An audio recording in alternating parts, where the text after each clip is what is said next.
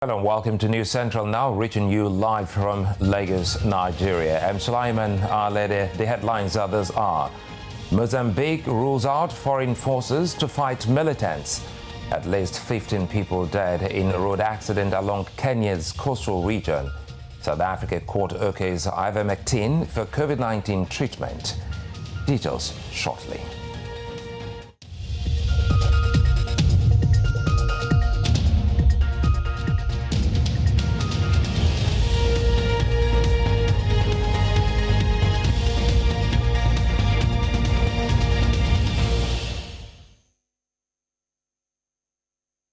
We begin in southern Africa, where Mozambique's President Filipe Nyusi has ruled out foreign military intervention to deal with the growing terrorist conflict in the north of the country. He rather called for the strengthening of the country's defense and security forces. Last month, attack by militants on the town of Palma focused international attention on a 3-year-old conflict that has displaced nearly 750,000 people.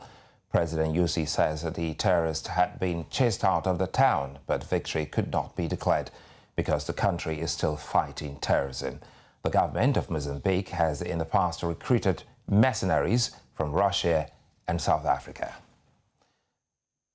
Still in Mozambique, displaced people in northern Cabo Delgado province have received support from the UNHCR after a recent attack by insurgents on the coastal town of Palma. This comes after attacks forced at least 11,000 people to flee Palma, with thousands more reportedly trapped inside the area. UNHCR, the UN refugee agency, has warned that this number could cross the million mark by June this year if the ongoing violence does not stop. I am here at the temporary center where around 270 people are living, not in the best conditions. They are okay now in terms of having a shelter, a provisional shelter. But of course, this is not the ideal condition. These are people that are exhausted. They arrived by many means. Most of them arrived in a boat a few days ago, but some also arrived walking.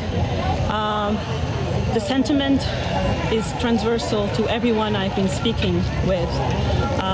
They are highly traumatized by what they have seen, by what they have experienced, seeing their families, their friends being killed, seeing their houses being completely destroyed. We move on to East Africa, where dozens of people have been killed in several days of clashes on the border between Ethiopia's Afar and Somali regions. Homes have been set on fire in villages on contested land. Each Ethiopian regional state has its own police force, and officials in Afar have accused Somali special forces of killing 30 people on Saturday. Somali authorities say at least 25 livestock farmers were killed by gunmen who came from over the state border in Afar. It is not yet clear how many people have been killed in the latest revenge attack early on Tuesday. There are speculations that elections due in June have led to increased tension over the disputed border areas. Still in East Africa, at least 15 people have died in a road accident along the Mombasa-Malindi Road in Kenya's coastal region.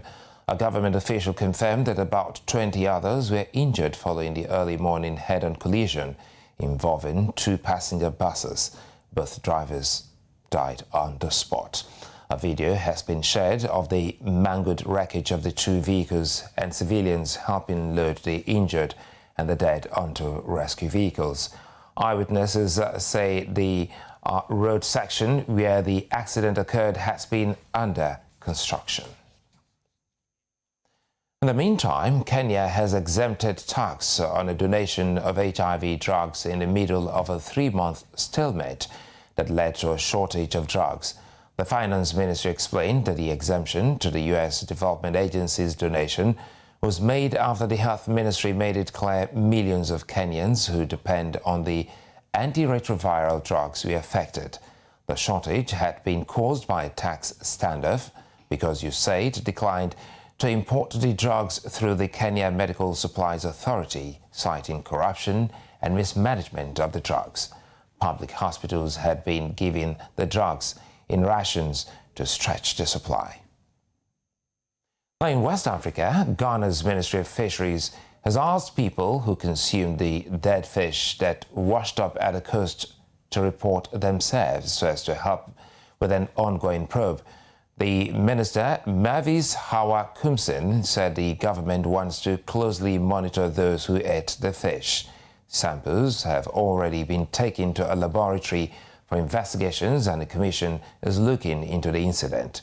Kumsin also asked the locals to cooperate with the commission.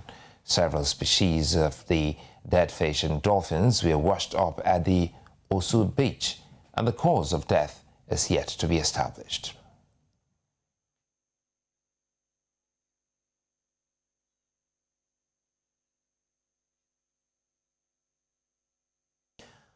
Ghanaian journalist Munkaila Abdul Razak Hassan joins me on phone from Ghana on sharing his perspective on this.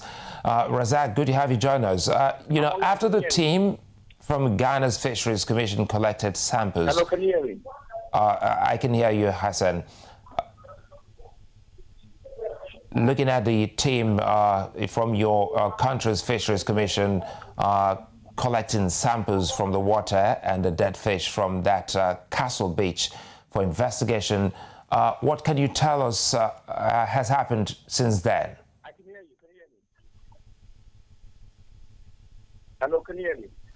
Well, I'm afraid we're having, difficulty getting to Hassan there in Ghana. We're moving to other stories now.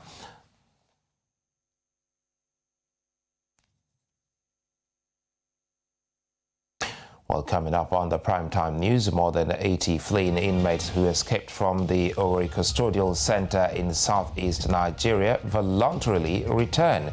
Details of this story and more after the break. Stay with us.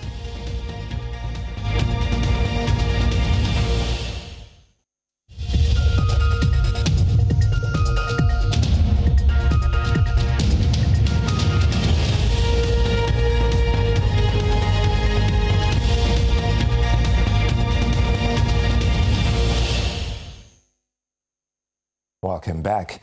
Nigeria's Vice President Yemi Osinbajo has decorated the new head of the country's police force.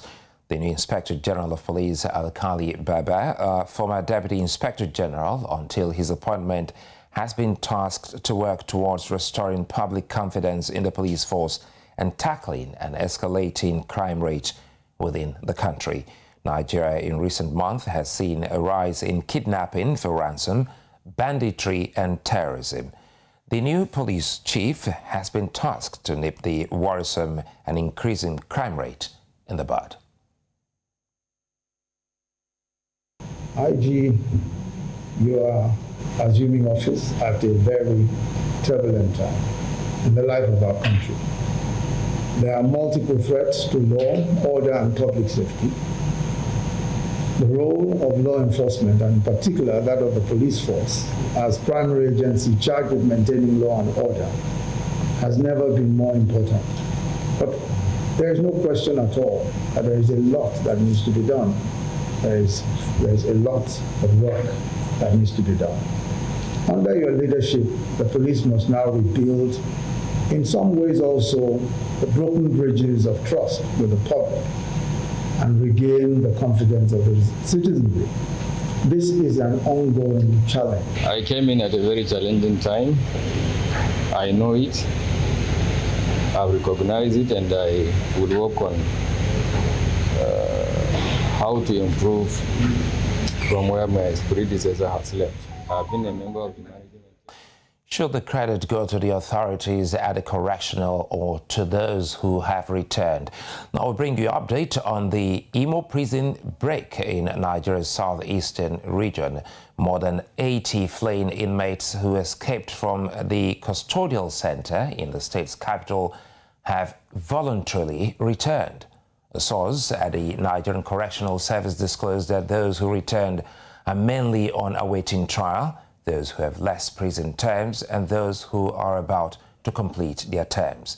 but none of the hardened and condemned inmates who escaped have returned. Now, gunmen, whom the police said were members of the indigenous people of Biafra, had attacked the correctional facility and freed over 1,800 inmates on Monday. Security expert Kabir Adamu joins me now on the news for an expert's view. Good to have you join me, Kabir. Let's start like this. As a security expert, were you expecting the kind of attack that happened on that prison facility in Imo State on Tuesday? So yes, Suleiman, good evening. I have been keeping record of the attacks on security force formations in my consultancy. And at the time of, on the 5th of April, when the attack on the Owerri Correctional Services occurred, already 40 of such incidences had been documented from January to that date. So in a way, you can say I wasn't too surprised. The fact that 40 had already happened and we didn't see any clear response by the Nigerian security agencies to find out who were behind those 40 incidences, and more importantly, to prevent the occurrence of further attack against security formations. Then to that extent, we were not too surprised. Well, it looks like deja vu. The Boko Haram, recall, started attacking police facilities to announce their presence years back. Do you see this as a trend amongst insurgents in Nigeria or just another coincidence? So this is a typical scenario where non-state actors who want to declare either an insurgency or an insurrection will go about more or less their modus operandi. So attack security force formation, instruments of coercion of the state, weaken them, and in that process acquire additional weaponry, and then now declare the insurrection or the insurgency or whatever it is that they want to declare. So that is more or less a textbook exercise or scenario, and that exactly is what happened in the Northeast. It also appears to be what is happening in the Southeast. Now, as far back as when EndSARS happened last year, this same scenario had showed itself. And so the fact that from EndSARS to now, we're seeing a continuation of the same script tells me clearly that this is an agenda, and that agenda, unfortunately, does not forebode very good for the Nigerian state. Certainly not a good time for Nigeria, as it would seem as if there is, some, security challenge in the 6 geopolitical zones of that country. So what's the implication of this kind of attack on those meant to keep the peace in Nigeria? Like I indicated earlier on, Suleiman, that's an attack on the state. Clearly, the implication is that if the government does not respond to this with the kind of seriousness that it deserves, then unfortunately it would open a window for, as it were, the weakening of the authority of the state. Several other non-state actors would also, in a manner, attempt to do the same thing. And before we know it, you would see different insurrections, insurgencies in almost all the 6 geopolitical parts of the state. In one way, what is happening in the Southeast is most likely a reflection of what is happening in the Northeast and Northwest of Nigeria. These non-state actors in the Southeast have observed how government has sort of curtailed and, as it were, failed to take necessary action against the non-state actors that are operating in the Northeast and Northwest. And so very likely, these elements doing the Southeast are testing the ground to see the response of government. And unfortunately, they've been doing this for almost 5-6 months now, and government has not responded in the manner that you would expect when the authority of the state is being questioned or challenged. Many thanks for your time, Kabir Adamu. Thank you very much, Suleiman. Stay safe.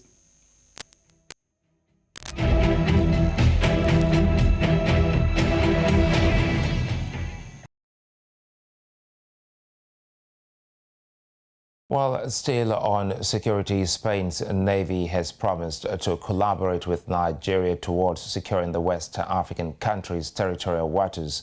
Spanish Naval Commanding Officer, Lieutenant Commander Diego Mendoza, offered this assurance when he led officials from his country's embassy on a courtesy visit to the naval headquarters in Apapa, Lagos. More on this report. Armed robbery at sea, kidnapping of seafarers, illegal fishing, smuggling and trafficking, and transnational organized crime pose a major threat to maritime security in Africa. To stem this ugly trend, 4 Nigerian Navy ships, in collaboration with the Spanish Navy warship Puro, will conduct a 2-day sea exercise to develop capacity towards improving protection at the Gulf of Guinea.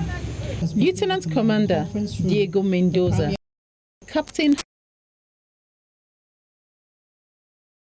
is a diplomatic maritime security. Yes, as part of our deployment in the Gulf of Guinea area, we have one important mission that is to collaborate with all the navies in the area, and one important navy in the Gulf of Guinea, maybe the most important one, is the Nigerian Navy. And as brothers at sea, we are trying to organize some exercise together tomorrow afternoon and the 8th of April to start or to continue raising our joint capabilities for the future. Flag Officer Commanding Western Naval Command, Rear Admiral Jason Bassa, assured that the Nigerian Navy will continue to maintain existing relationships with its foreign partners and work on the same trajectory towards sustaining the gains recorded in securing the Gulf of Guinea. And at each of their visits, we conduct exercises together, exercises to develop our capacities, particularly as regards the protection of the Gulf of Guinea.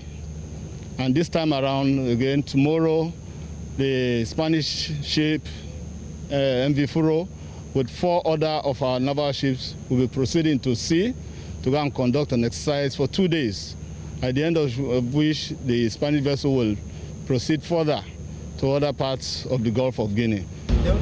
The Navy had in the last 4 years reduced the incidences of illegalities, maritime insecurity, and piracy in the Nigerian maritime space. A court in South Africa has ruled that doctors can use an anti-parasitic drug as a part of custom-made treatment for patients with COVID-19. Ivermectin was only recently registered in the country to treat animals. Trials to test its effectiveness in treating coronavirus have produced mixed results, and South Africa's medicines regulator had expressed concerns over the lack of sufficient evidence. 4 groups, including some medical doctors, went to court to get the drug approved, arguing that they had seen some positive results when used on patients in a critical condition. The vaccination campaign has begun slowly in Africa's worst-hit country, and there are concerns about a 3rd wave in the coming winter month. The Nigerian government has received 100,000 doses of Covishield vaccine from India. The vaccine was presented to the Presidential Task Force on COVID-19 on Tuesday in Abuja by the acting Indian High Commissioner to Nigeria, Mr. Valagaleti Surendra. This will further boost the number of Nigerians to be vaccinated by about 50,000. As you are aware, Nigeria received 3.92 million doses of the COVID-19 Oxford AstraZeneca vaccine on 2nd March 2021. These vaccines represented the first tranche of about 60 million doses allocated to Nigeria through the COVAX facility, aimed at vaccinating an initial 20% of the population. More vaccines are also expected from the African Union's Vaccine Acquisition Task Team, AVAT. During this briefing, we shall also be receiving about 100,000 doses of Covishield vaccines donated by the government of India to Nigeria, and we remain eternally grateful for that. This will further boost the number of Nigerians to be vaccinated by about 50,000 persons. The Presidential Task Force, through the Federal Ministry of Health and the Nigerian National Primary Healthcare Development Agency, prioritized the initial consignment of the vaccines to cover frontline medical personnel, strategic leadership, and those above the age of 50 years across the nation. Majority of subnational entities have already received their allocation, and administration is progressive. As at April 5th, 2021, 963,802 persons in Nigeria had received the first dose of the COVID-19 vaccine. The overarching objective is to vaccinate 70% of Nigeria's population between 2021 and 2022. Well, the coronavirus disease is still ravaging lives and leaving many battling for their lives under ventilators. There are some on the continent who believe the disease is a mere propaganda. News Central recently spent time with the popular Nigerian comedian Ali Baba, who survived the virus infection after weeks of battling for his life. Our correspondent Mary Chinda has more.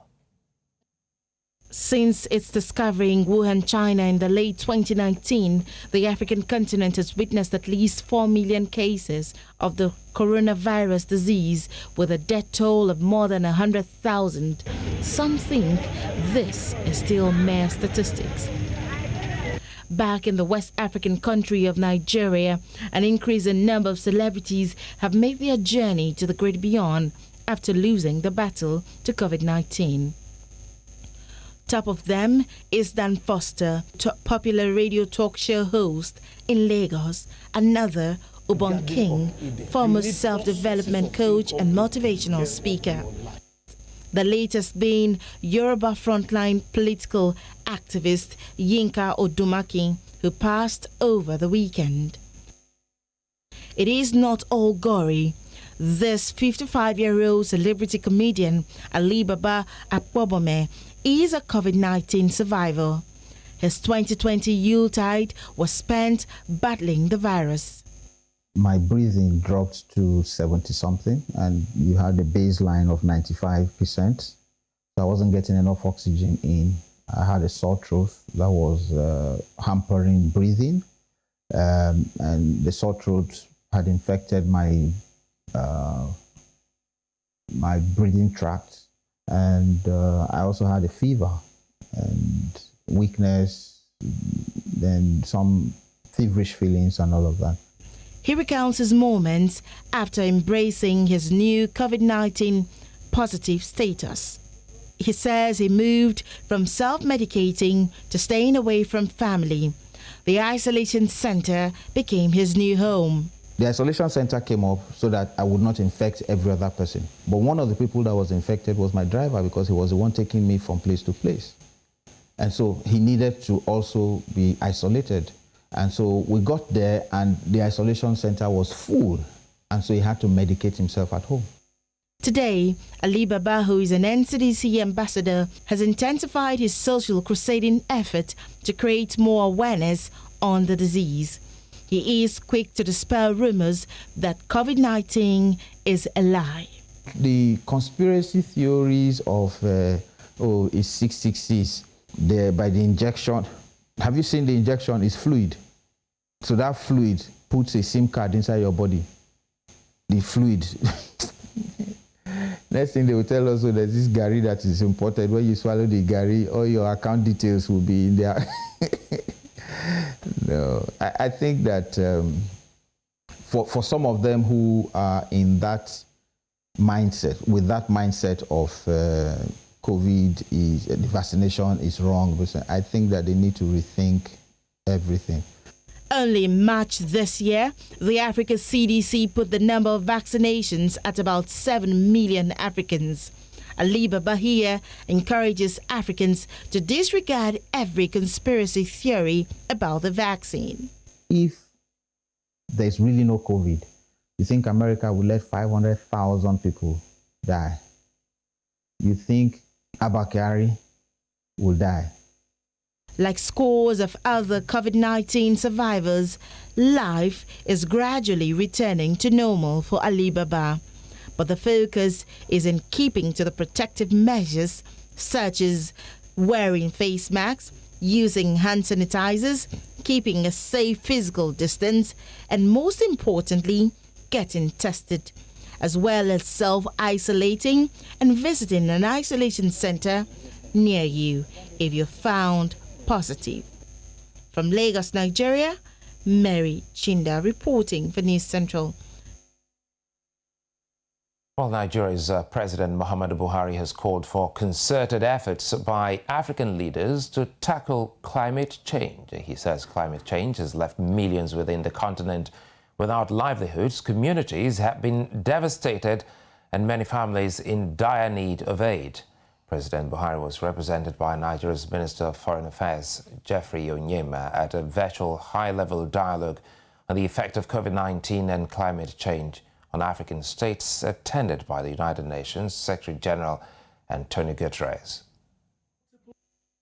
Nowhere are the adverse impacts of climate change felt more than in Africa, where millions of smallholder farmers rely upon their land for their lives and livelihoods. Multiple systemic shocks are now threatening African communities at the same time. We have a health crisis, a food crisis, security crisis, an economic crisis, and all these compounded by the climate crisis. The combination of COVID-19 and climate impacts have severely devastated our economies. Climate change cannot wait while we address COVID-19. They must be addressed together. Nigeria's development is already highly undermined by climate change impacts.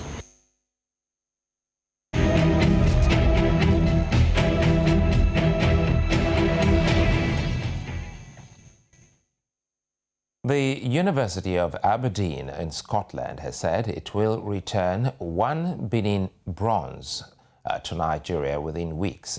This is one of the first public institutions to do so more than 1 century after Britain looted the sculptures and auctioned them to Western museums and collectors. Other countries, including Germany, have also committed to returning some of these bronzes following the discussions by the Benin Dialogue Group. News Central's Omolola Ololade has been following this story and has this report.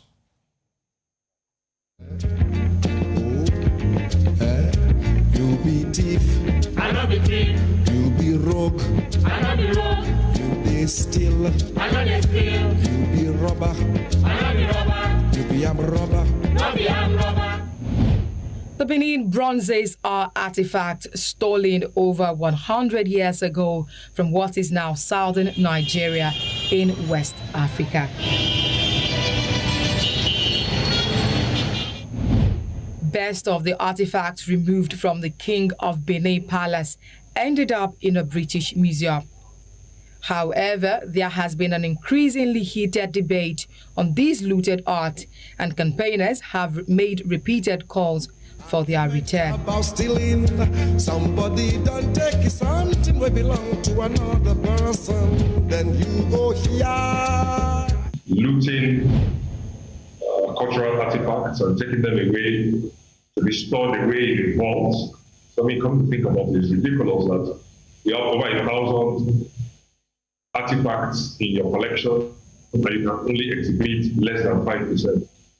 So you can't see them, we can't see them, and they belong to us. So the importance of getting these artifacts returned to West Africa cannot be overemphasized, as they reveal a lot about the African history and civilization, as well as its heritage. It's very important that we get these artifacts back, and it's important for Edo people, it's important for Nigerians, and it's important for Africans, because it's a huge testimony of our history, of our culture, and of the exquisite craftsmanship that produced these masterpieces.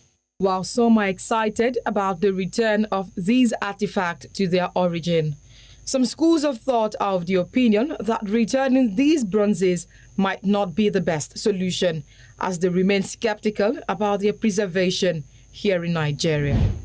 I've never been in support of getting those items back if we don't have proper arrangement for keeping, preserving, conserving, and bringing them to the public, and especially for development and economic value. If they don't have those, why do you have to keep those things? Argument, argument, argue. Argument, argument. Them argue. Everybody them argue. On the other hand, curators of these great treasures, such as the Benin Bronzes, said that the country is more than ready to ensure that these artifacts are well preserved. In collaboration again with the Royal Palace and the NCM, National Commission for Museum and Monuments, to set up an independent body known as Legacy Restoration Trust, LRT, which will build a world-class museum known as Edo Museum of West African Arts, EMOA, the acronym. We build the world-class museum in Benin, which will receive these artifacts, store them according to world best practice, and also display them according to world best practice. Argument about stealing. Somebody don't take something that belong to another person. Although it's in the art that we find evidence of the first relationships between West Africans and Europeans, these bronzes must be returned to Africa to salvage her history.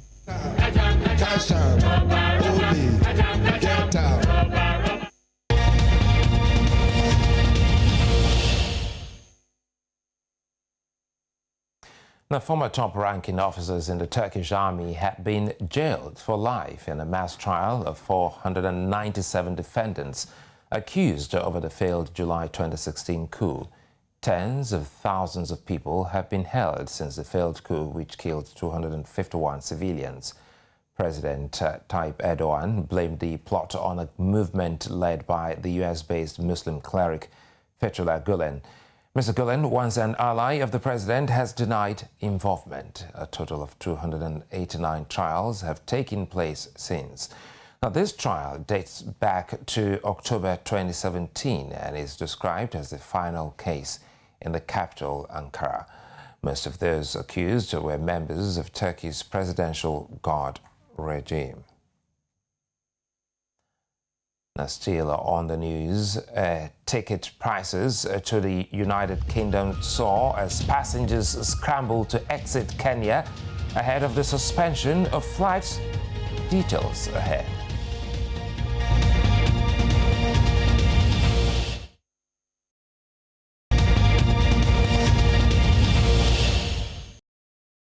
The availability of money or investments in many spheres of business ensures the viability and growth of that business. However, the agriculture sector has been neglected by many, particularly the private sector. News Central's Nasir Agbalaya spoke with an agriculture expert about financing in agriculture, and he has this report.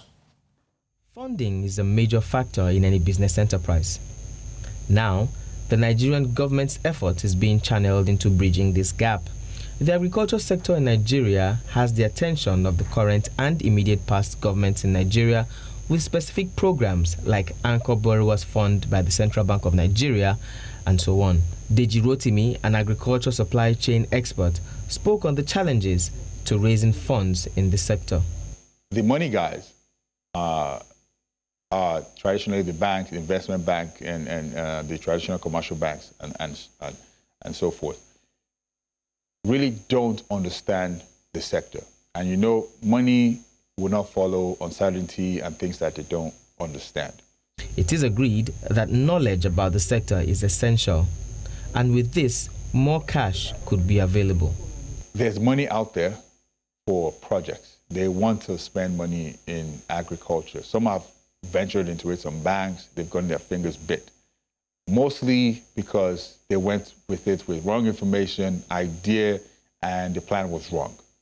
In 2018, crude oil exports accounted for 82.3% of total exports revenue, while agriculture exports accounted for just 1.6%. As the world opens up and more vaccines are available, increasing funding to this sector remains essential for wealth creation and economic sustainability. Nigeria's Debt Management Office has announced that it is seeking applicants for subscription into the federal government's savings bond. In a statement on its website, the DMO said the bond will be held by subscribers for 2 and 3 years and would yield 5.522% and 6.522% per annum, respectively. The opening date was on April 6 and the offer will close on April 9, while the settlement date is April 14 and the coupon payment date will be July 14. It added that investors can get 1,000 naira per unit subject to a minimum subscription of 5,000 naira and subject to a maximum subscription of 50 million naira. Now, China has launched the digital Yuan, and it is set to disrupt and also challenge the supremacy of the US dollar on the international market. Also, over the last few years, China has reined in lending to the African continent, owing to the fact that a growing number of those countries are struggling to repay their debts, among other factors. On Business Edge, founder and chief executive officer of Coin Ola Atose shed more insight on this. Forex.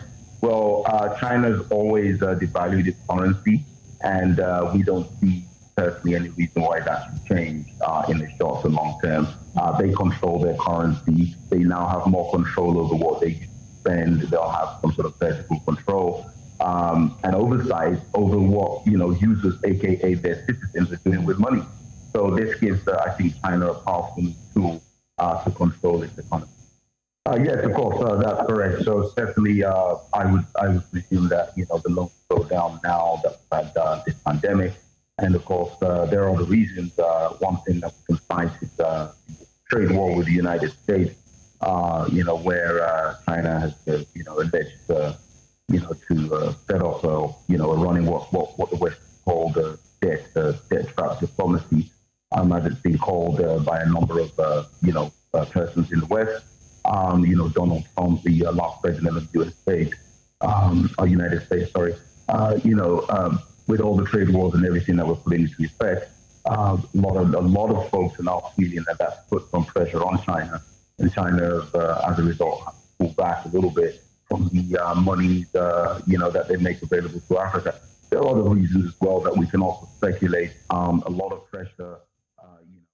Now, air ticket prices to the United Kingdom from Kenya have increased 5-fold as British expatriates and tourists scramble to exit Kenya ahead of the suspension of passenger flights between the two countries starting this Friday.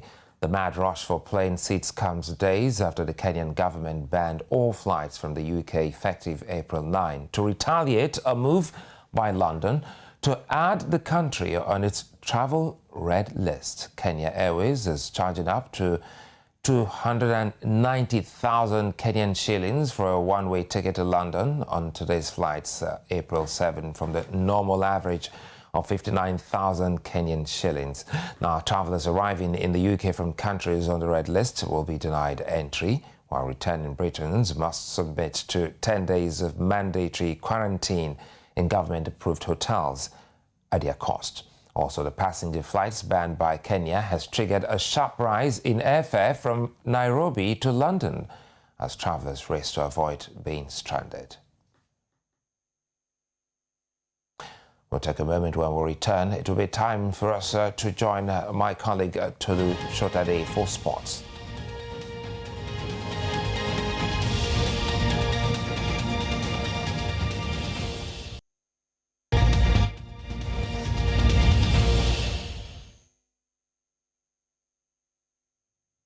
Welcome to the Sports Roundup here on Primetime News. My name is Tolu Shotade. We start with some very disappointing news all the way from England, where Premier League side Liverpool say racist abuse on social media cannot be allowed to continue after Trent Alexander-Arnold, Naby Keita and Sadio Mane were all targeted. The players were sent racist emojis on Instagram in the lead up to Tuesday's Champions League tie with Real Madrid. The Premier League club said they will work with relevant authorities to try to identify and prosecute offenders. Liverpool, however, added it will not be enough until the strongest possible preventative measures are taken. In a statement, the club condemned the abuse as utterly unacceptable. Once again, we are sadly discussing aberrant racial abuse the morning after the football game, they said after Tuesday night's Champions League quarterfinal first leg defeat by Real Madrid. To talk about this really disappointing turn of events after that Champions League game, I've got the Super Eagles of Nigeria's chief scout, football pundit and analyst, Tunde Adelakun. He joins us on tonight. Tunde, it's great to have you. You've watched a lot of African players in the last couple of years, and you have actually also seen a lot of racist abuse. How come nothing seems to be changing? Even now, players seem to be taking a stand. It still isn't stopping. It's not stopping because the authorities know what they have to do, but they don't seem to be doing it. I think that there's still a lot of protection for the outside world on social media. Social media companies are more concerned about their numbers, they're more concerned about their figures, they're more concerned about their finances, a lot more than the effect of the mental health of the people that are being targeted. And until such a time as the social media companies come down hard, a lot harder on the members of the society that actually perpetrate these acts, we will continue to see it, and it will continue to grow stronger and stronger because the people who do it are starting to see that they're getting the attention that they wanted and that nothing is being done to deter it. All right, let's talk about some of the other international stars who have taken a stand. Recently, Thierry did deactivate all of his social media accounts, saying that he felt the social media companies should be doing better. In terms of African players, we really haven't seen any big African player take a stand. Do you think that's a problem going forward, especially when you consider that the majority of the players who do get racially abused are African players? Well, absolutely, and I stand with people like Thierry Henry who made that stand, because I think that when you find a situation where the authorities are not doing something about it, and you've got nowhere to turn basically on it, then you've got to take the law into your own hands and you have to take control yourself. Now, you don't go and abuse people and respond, so the only thing you do is take yourself out of it, and it will be nice. And I say this with a lot of valor, it will be nice if a few African people will also take that stand and quit social media. I will do it readily if I'm taunted and targeted by people, because these are faceless people that you cannot respond to, and they have the benefit of being able to attack you without you being able to defend yourself or stand up for yourself. So the only other thing you can do is take yourself out of that realm and leave them to their devices with the people, the crowd and the people that they actually want to use to perpetrate their evil. I think that a strong stance, just like we had a couple of days ago visually in Valencia when players walked off the pitch and deprived the game of carrying on, deprived the fans of watching the continuation of the game, we can take ourselves off of the platforms that are actually perpetrating evil and looking at us in a derogatory way and telling the world that we don't want to be a part of it and we can do without it. All right, finally, Tunde, let's just ask, and I'll ask you very straightforward. Who do you think needs to make the biggest stand? You think the social media companies, football federations, or the actual players? I think football federations are you see, the social media companies are commercial companies. They are companies that are set up with profit in mind, numbers in mind, figures in mind.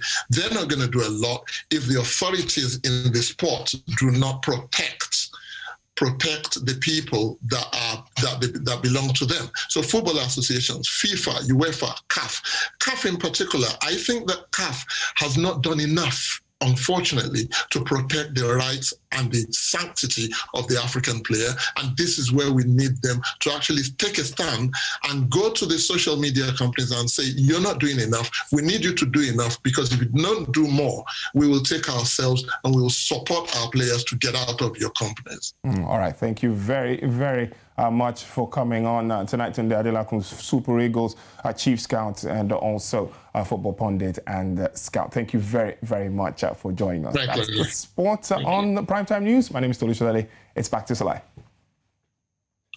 Many thanks, Tolu. Now to look at those very interesting stories in the world of entertainment from across the continent. It's Ria Abdul.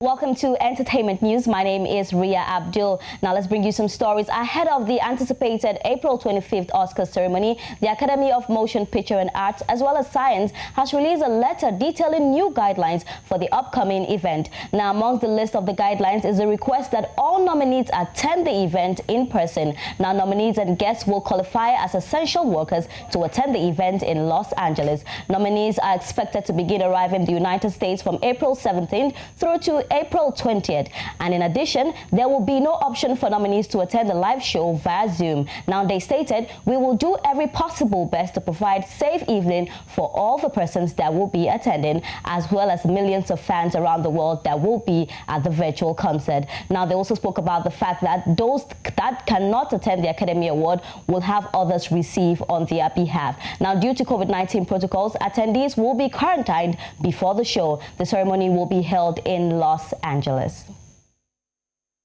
All Davido fans are excited as the news broke that Nigerian superstar Davido and South African rapper Focalistic are set to release a joint EP. During an Instagram live conversation between the DMW boss and Pretoria superstar, Davido said, Focalistic Davido EP coming this summer, 4 songs and we'll make it happen. Now Focalistic replied, it's only on the way. The EP coming soon. He choked. It definitely choked as Davido and Focalistic already collaborated on a song which continues to enjoy massive airplay across Africa. Now the EP is set to drop during the months of summer and we are sure waiting for it.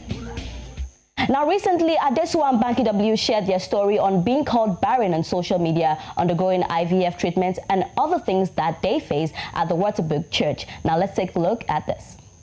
Everything was okay, and then so we got pregnant and we got pregnant with twins, and we saw the heartbeats, everything was okay, and then during a routine checkup we went back to the hospital to have a scan, and I just saw the doctor's face. You know when a doctor, I don't know how to explain it, when something is wrong, sometimes you can tell.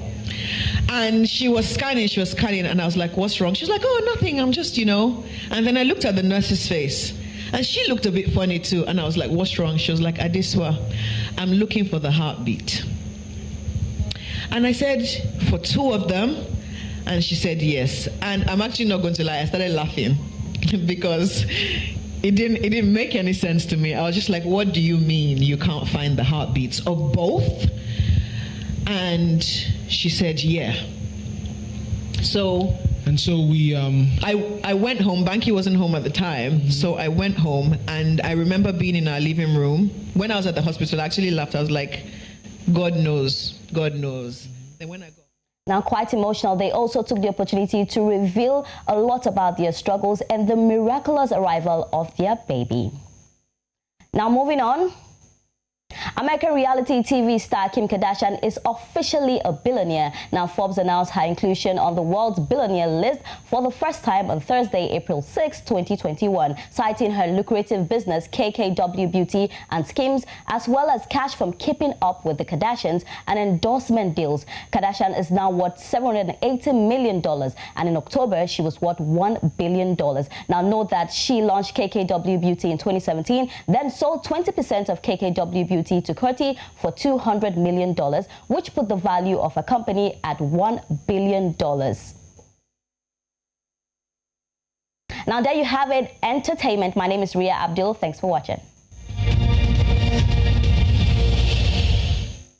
Ria, it's been quite sunny here in Lagos, coupled with some light showers. Wherever you are around the continent, this will help you go out tomorrow, see the weather.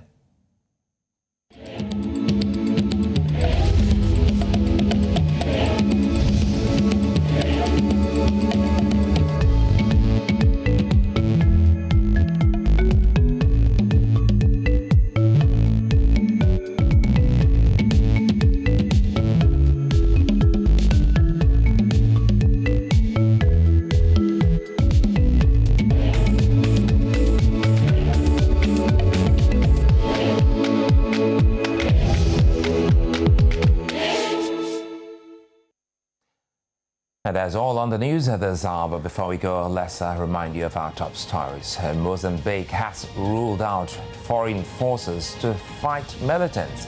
At least 15 people have died in road accidents along Kenya's coastal region. And finally, we told you that South Africa court has okayed Ivermectin for COVID-19 treatment.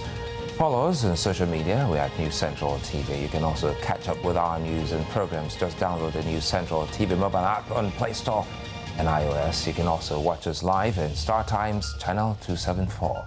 I'm Sulaiman. Many thanks for watching.